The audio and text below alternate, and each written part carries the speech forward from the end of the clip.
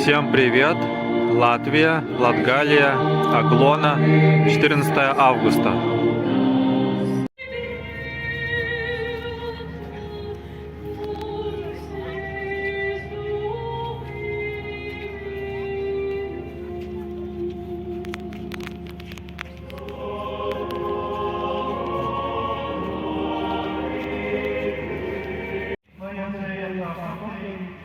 Tomēr kungs tieši šajā nepadošajā brīdī runā patiesību.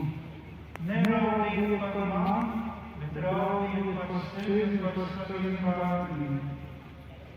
Šis atklātais bauslis mūsdienās ir ļoti aktuāls, jo mēs dzīvojam informācijas pārpludinātā pasaulē, kur viltus ziņas, maldinošas reklāmas un dezinformācija ir visur.